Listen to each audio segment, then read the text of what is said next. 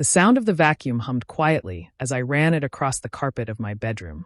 It was Saturday morning, the kind of day when I usually liked to catch up on the little things I had neglected during the week. My name is Emily Carter, and I was 24, living at home again for a short while after finishing college, trying to save money before moving into my own apartment. My parents' house was comfortable, but my room had been a disaster zone for weeks. Clothes piled on the chair, stacks of books I hadn't shelved, and boxes of old stuff I never bothered to go through. That morning, I finally decided enough was enough.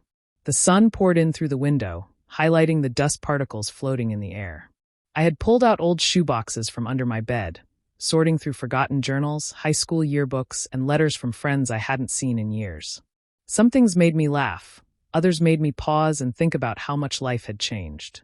With each item, I felt a strange sense of nostalgia and progress, like I was letting go of little weights I didn't know I had been carrying. I had my earbuds in, music playing softly, when I thought I heard the faint creak of the floorboards in the hallway. I didn't think much of it. My younger brother, Jacob, was always wandering around, and sometimes my mom would check in on me. But then, as I bent over to pick up another box, I noticed something that made me freeze. The door to my room slowly opened, and before I could even turn around, someone stepped inside. The door clicked shut behind them. I yanked my earbuds out and turned quickly, startled. "Oh my gosh, you scared me," I said, my voice half nervous laughter, half genuine surprise. It was not Jacob. It wasn't my mom or dad either. Standing there in the doorway was Michael, my childhood friend who lived next door. I hadn't seen him in months, though we used to hang out almost every day when we were kids. His family had moved a couple towns over years ago, and though we'd kept in touch occasionally through social media, we hadn't spoken face-to-face in what felt like forever. "Hey, Emily," he said with a crooked smile, as if walking into my room unannounced was the most normal thing in the world. I blinked. "Michael, what are you doing here? You scared me to death." He chuckled, rubbing the back of his neck. "Sorry. Your mom told me I could come up. I didn't mean to freak you out. I wanted to see you." My heart thudded unexpectedly in my chest. He looked older, more mature, but still had that same boyish charm I remembered from when we used to play basketball in the driveway or race bikes down the street.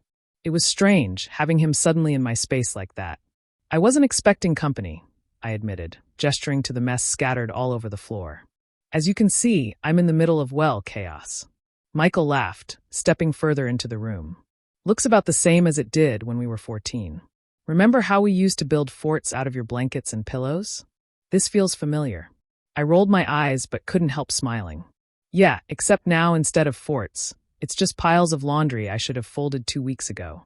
He leaned against the dresser casually, and for a moment we just looked at each other. There was something unspoken in the air, something I couldn't quite place. I hadn't expected to see him, let alone have him shut the door and stand in my room like no time had passed at all. "So," I said, breaking the silence, "what brings you here? Did your family move back or something?" He shook his head. "No, not exactly. I was in town visiting my aunt, and I thought I'd stop by to say hi. Honestly, I wasn't sure if you'd even be here, but your mom said you were upstairs." He hesitated, then added, "I've been meaning to catch up with you for a while." I felt a strange warmth spread through me. It wasn't like we had ever been more than friends back then, but seeing him now stirred memories and feelings I didn't expect. "Well, you picked quite a time to show up," I teased, picking up a pile of clothes. "If you want to help, grab that basket. Otherwise, you're just going to stand there and watch me suffer through this." To my surprise, Michael grinned and picked up the basket without hesitation.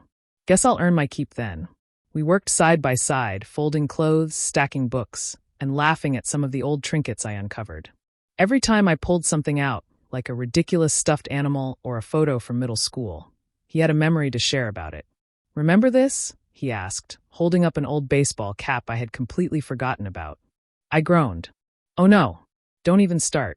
That was from the summer we thought we'd both be professional athletes." Michael laughed so hard he nearly dropped the hat. "Yeah, except I quit after 2 weeks, and you only stuck it out for 1 season. We were terrible." It was easy being around him again. The years seemed to melt away, and suddenly it felt like I was that kid again, sitting cross-legged on the carpet with my best friend, laughing about nothing and everything all at once. As we continued cleaning, the conversation grew deeper. He told me about his job in another city, how he was figuring out adulthood just like I was. I told him about my struggles finding the right career path, how sometimes I felt stuck, unsure of where I was going. He listened in a way that few people did, without judgment, with genuine interest. At one point, I sat back against the bed, sighing. It's weird. I've been so focused on cleaning up this room, but I think part of me has been avoiding it. It's like cleaning out all this stuff makes me face how much time has passed. Michael sat down next to me, his expression thoughtful. Yeah, I get that.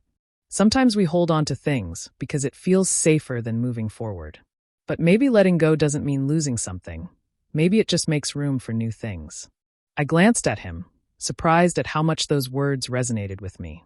For a moment, the room felt very quiet, even though the world outside carried on as normal.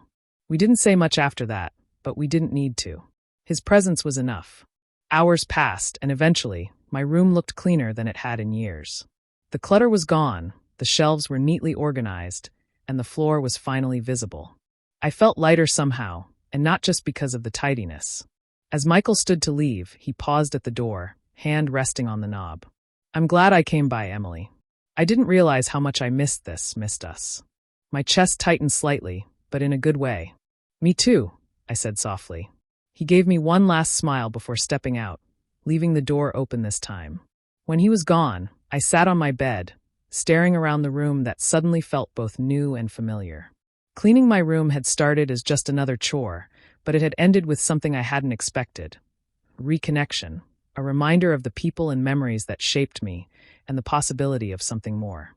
I realized then that sometimes life surprises us in the quietest of moments. One second you're just cleaning up a mess, and the next, someone walks in, closes the door, and changes everything.